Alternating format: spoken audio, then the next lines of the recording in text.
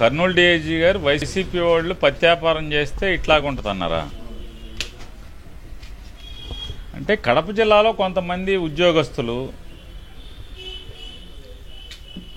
ప్రభుత్వం బాబు జాగ్రత్తగా ఉద్యోగం చేసుకోండి అని చెప్పని పంపిస్తే వాళ్ళు ఉద్యోగం చేయటం మానేసేసి వాళ్ళు పత్యాపారం చేయటం వల్ల ఇవాళ ఈ కడపలో జరుగుతున్నటువంటి ఎన్నికల్లో ఈ అరాచకాలు, ఈ అకృత్యాలు, ఈ దాడులు, హింస,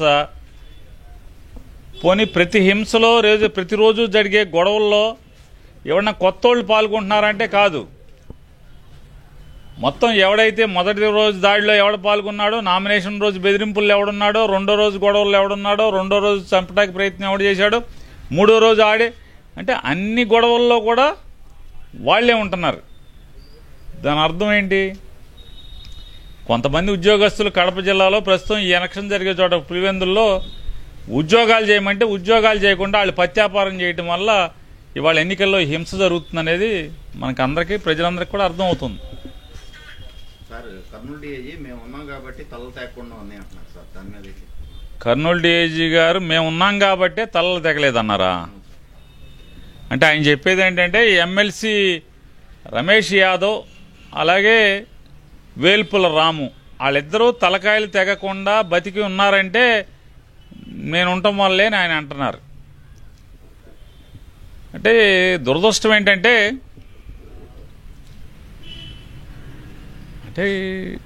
ఇట్లాంటి వాళ్ళు, అంటే ఇటువంటి అధికారులు ఇక్కడే ఉండిపోతున్నారు. ఇంత నైపుణ్యం, అమోఘమైనటువంటి స్కిల్స్ ఉండి రమేష్ యాదవ్ అలాగే వేల్పుల రాము తలలు తెక్కకుండా, అంటే మామూలుగా అయితే ప్లాన్ ప్రకారం తలలు తెగిపోవాలనుకుంటా, తలలు తెక్కకుండా కాపాడినటువంటి ఇటువంటి అధికారులకి ఖచ్చితంగా పీపీఎంఎస్ లేదా పీపీజీఏ అవార్డులకి ఖచ్చితంగా వాళ్ళకి అర్హులు, వాళ్ళకి ఇవ్వాలి. అంటే ప్రెసిడెన్షియల్ పోలీస్ మెరిటోరియస్ సర్వీస్ అవార్డ్సో, లేదంటే కనుక ప్రెసిడెన్షియల్ పోలీస్ గ్యాలంటరీ అవార్డ్సో, ఇటువంటి ఉన్నతమైనటువంటి అవార్డు ఇద్దరు ప్రాణాలు రమేష్ యాదవ్ తల తెక్కకుండా అలాగే వేల్పుల రాము తల తెక్కకుండా కాపాడినటువంటి ఈ పెద్ద అధికారికి ఖచ్చితంగా పీపీఎంఎస్ కానీ పీపీజీఏ కానీ ఈ రెండిట్లో, అంటే రాష్ట్రపతి పోలీసు అత్యున్నత అంటే ఉన్నతమైనటువంటి సేవలు అందించినందుకు ఇచ్చే అవార్డు కానీ, లేదా గ్యాలంటరీ అమోఘమైనటువంటి సర్వీస్ ఇచ్చినటువంటి పీపీజీఏ, ఈ రెండిట్లో ఏదో ఒకటి అన్ని రకాలుగా ఇవ్వటానికి అర్హత ఉందని చెప్పని వారికి ఇవ్వాలని చెప్పని నేను రాష్ట్రపతి గారిని కూడా కోరుకుంటున్నాను.